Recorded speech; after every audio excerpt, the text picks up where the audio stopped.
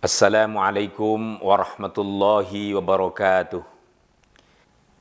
Izinkan saya ingin menyampaikan paparan terkait tema tentang ibadah puasa dan spirit moderasi beragama. Dalam tema ini setidaknya ada dua kata yang patut kita cermati. Yang pertama tentang ibadah puasa dan yang kedua tentang spirit moderasi beragama. Para pemirsa TVNO yang dirahmati Allah, tentunya membahas ibadah puasa, saya kira di hari yang sudah melebihi ke-10 ini banyak tema-tema yang sudah kita ikuti, yang kita fahami tentang ibadah puasa, baik dari sisi ta'rifnya, syarat rukunnya, kaifiyahnya, fadail dan hikmahnya, saya kira telah membekali kepada kita semua. Tema yang lebih kita perlu ungkap dan perlu kita dalami bersama adalah lebih kepada bagaimana spirit pelaksanaan dan implementasi moderasi beragama dalam kaitan dengan ibadah puasa kita. Secara definisi, moderasi beragama dimaksudkan pemikiran dan sikap kita dalam melaksanakan dan mengamalkan ajaran agama. Perlu kami tegaskan dan digarisbawahi di sini bahwa moderasi beragama bukan dimaksudkan moderasi agama.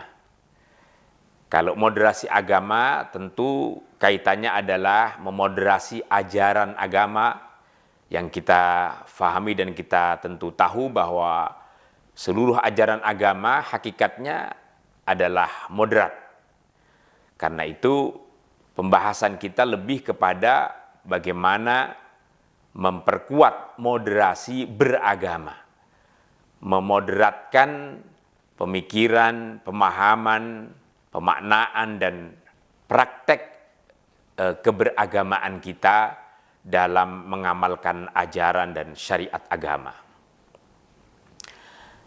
Para pemirsa TVNO yang dirahmati Allah Ta'ala,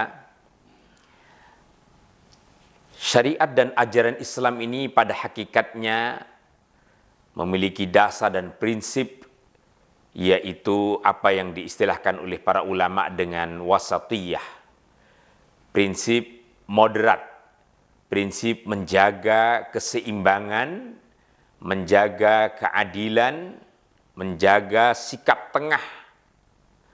Dan ini tercermin dari seluruh ajaran Islam, baik pada aspek akidahnya, syariahnya, dan termasuk dengan aspek akhlak dan muamalahnya. Karenanya itu, di dalam banyak ayat-ayat Al-Quran maupun hadis-hadis Rasulullah, terungkap banyak pula hal-hal yang mengajarkan dan mengisyaratkan tentang pentingnya menjaga wasatiyah, menjaga jalan tengah dan keseimbangan ini. Salah satu contoh kita boleh ambil satu ayat Al-Quran, tepatnya pada surah Al-Baqarah ayat 143. Allah Ta'ala berfirman, A'udzu billahi minasyaitonir rajim. Wa kadzalika ja'alnakum ummatan wasata litakunu syuhada'a 'alan nasi wa yakuna ar-rasulu 'alaikum syahida. Wa kadzalika, dan demikianlah, ja'alna, aku jadikan kepada kamu sekalian, wa kadzalika ja'alnakum ummatan wasata, umat yang moderat, umat yang adul, umat yang berada pada posisi tengah. Litakunu syuhada'a 'alan nas, agar kamu sekalian mampu menjadi saksi, mampu menjadi penengah dari beragam keragaman umat dan masyarakat dan manusia ini. Kadzalika ja'alnakum ummatan wasatan litakunu syuhada'a 'alan nas wa yakuna ar-rasulu 'alaikum syahida. Dan dengan itu pula kemudian Rasul akan pula menjadi saksi akan sikap kemoderatan umat ini. Para pemirsa TVNO yang dirahmati Allah, menariknya dan ini bagian daripada mukjizat Al-Quran Al-Karim. Ayat yang berbicara dan melabeli umat Islam sebagai ummatan wasata, umat dengan jalan tengah ini, memang secara eksplisit posisi ayat ini berada tepat ada di tengah dari sekian ayat surah Al-Baqarah. Jadi surah Al-Baqarah ini kita tahu jumlah total ayatnya ada 286. Dan ayat ini berada pada urutan ke-143. Jadi persis berada pada tengah dari surah Al-Baqarah. Yang seakan Allah memesankan betapa ayat yang berbicara tentang sikap tengah ini memang ayatnya sendiri juga pas persis berada pada posisi tengah. Wasat atau jalan tengah, wasat dalam bahasa Arab artinya adalah tengah. Kalau kita meminjam istilah dalam kamus Lisanul Arab itu dimaknai ma baina tarafaini, yaitu segala sesuatu yang berada pada antara dua kutub, antara dua sisi. Dua sisi sebelah kanan atau sebelah kiri atau sebelah depan dan sebelah belakang. Kalau mudahnya kita misalnya mengambil contoh 5 jari kita ini, maka wasatnya adalah jari tengah ini. Lalu kemudian kutub dua sisi, yaitu antara jari kelingking dan jari manis, kemudian jari telunjuk dan jari jempolnya ini menjadi dua di antara sisi tengahnya. Inilah yang disebut dengan ma baina tarafaini. Wasatiyah dalam konteks keberagamaan tentu menjadi bagian prinsip dan bahkan esensi daripada ajaran Islam itu sendiri. Kita sangat pahami betapa banyak sekali ajaran Islam menekankan sikap keseimbangan dan proporsionalitas. Misalnya antara menjaga iman dan amal, antara menjaga jasad dan ruh, antara memelihara kepentingan duniawi dan ukhrawi, antara kita memaknai dan memahami aspek teks dan konteks misalnya, dan seterusnya dan seterusnya. Nah, para pemirsa TVNO dimanapun berada, dalam kesempatan kali ini kita ingin mencoba memaknai bagaimana ibadah puasa menjadi bagian dari upaya Allah Ta'ala memadrasahkan diri kita menjadi orang-orang yang wasatiyah tadi. Menjadi orang-orang yang punya karakter dan pandangan pemikiran yang moderat. Ada 3 hal yang setidaknya kita bisa potret dalam konteks ini. Yang pertama dari tarikhut tasyri'nya, dari kesejarahan syariat puasa. Kita ambil satu ayat yang jelas secara eksplisit memerintahkan ibadah puasa ini, tepatnya juga pada surah Al-Baqarah ayat 183. Allah Ta'ala mengingatkan kepada kita, kutiba alaikumus siyamu kama kutiba alal ladzina min qablikum, bahwa diwajibkan atas kamu sekalian melaksanakan ibadah puasa sebagaimana telah diwajibkan ibadah ini kepada umat-umat terdahulu.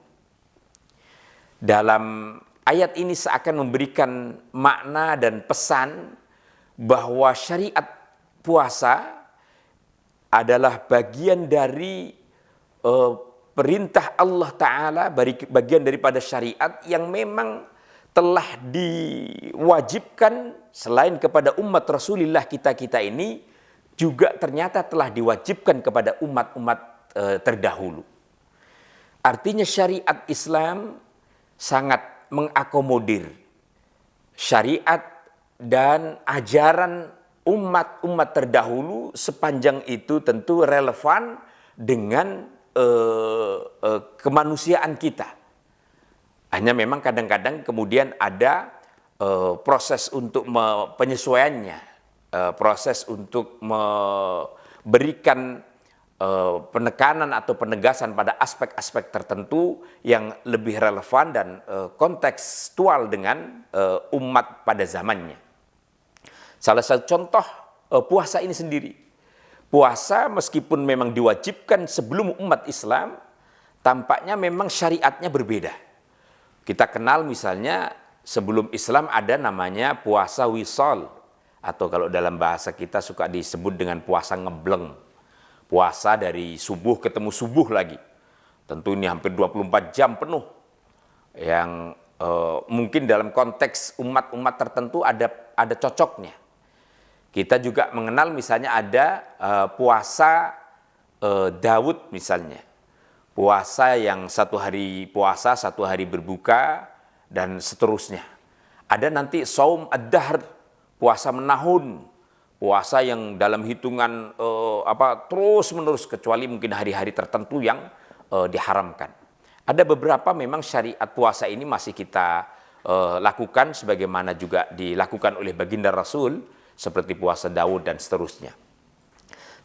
Dalam hal ini yang ingin kami tegaskan, betapa keseimbangan syariat puasa dalam konteks tasyriknya, perintah syariat kepada umat ini seakan memberikan pesan bahwa segala sesuatu syariat umat terdahulu yang memang relevan dan cocok mesti memang masih dilakukan dan disesuaikan dalam kebutuhan dan konteks ummah sekarang. Maka kalau kita kemudian sering mendengar salah satu moto penting di lingkungan Nahdlatul Ulama menyatakan al-muhafadzatu 'alal qadimis salih wal akhdhu bil jadidil aslah. Bagaimana ada upaya dalam keberagamaan, dalam kemasyarakatan dan bahkan dalam peradaban kemanusiaan kita itu memang menjaga keseimbangan antara merawat tradisi-tradisi lama yang memang masih relevan dan bagus, dan sekaligus juga melakukan upaya improve, kreasi kepada sesuatu yang baru, dan ini memberikan makna dan muatan yang lebih relevan dan lebih kontekstual. Ini pertama dari sisi tarikh tasyri'nya.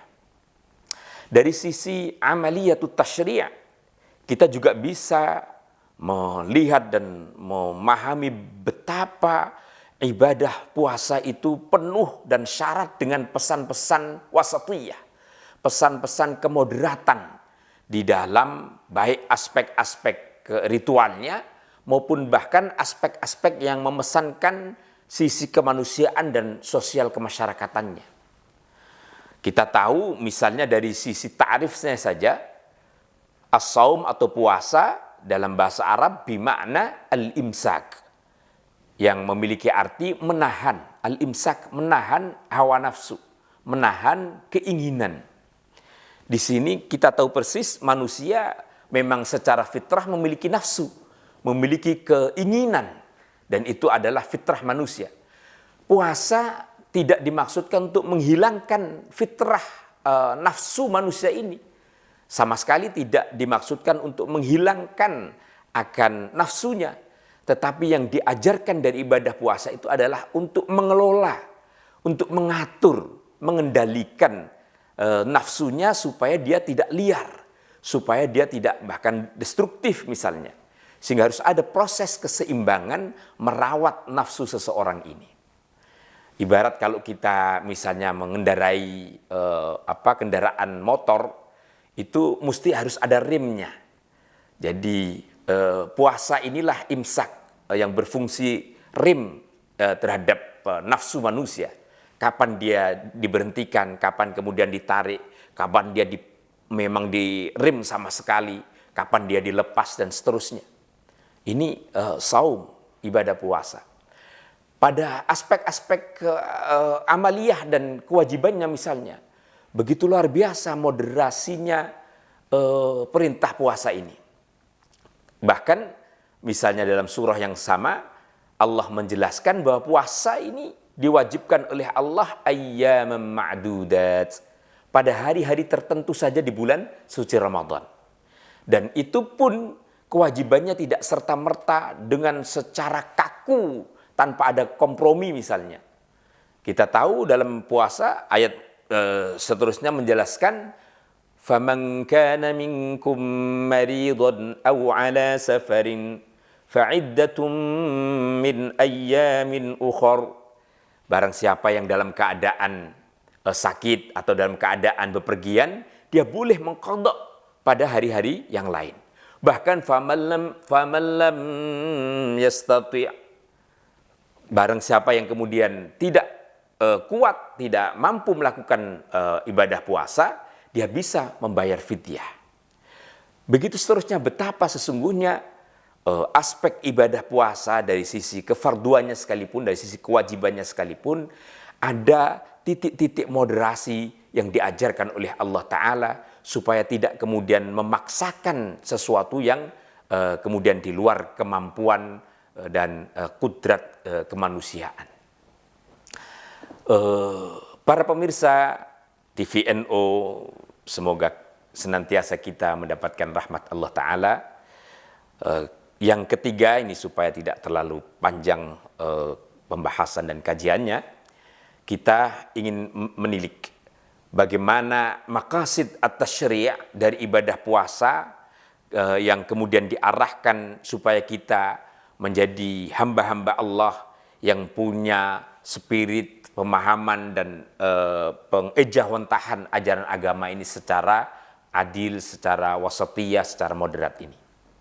Kita tahu pada ayat terakhir dari 183 itu, kewajiban puasa ini dimaksudkan oleh Allah di mana final goalnya atau tujuan akhirnya, ghayahnya adalah la'allakum tattaqun. Agar umat manusia ini mampu meraih sifat dan karakter ketakwaan. Dan dengan itu dia akan kemudian mampu menerjemahkan, mengimplementasikan sifat-sifat dan perilaku orang-orang muttaqin. Nah, coba kita ingin lihat beberapa ayat Al-Quran yang menjelaskan tentang watak dan ciri khas orang muttaqin. Kali pertama kalau kita membaca surah Al-Baqarah, itu Allah Ta'ala telah mendefinisikan, memberikan pelajaran kepada kita betapa Al-Quran ini menjadi petunjuk hudan, hidayah bagi orang-orang muttaqin.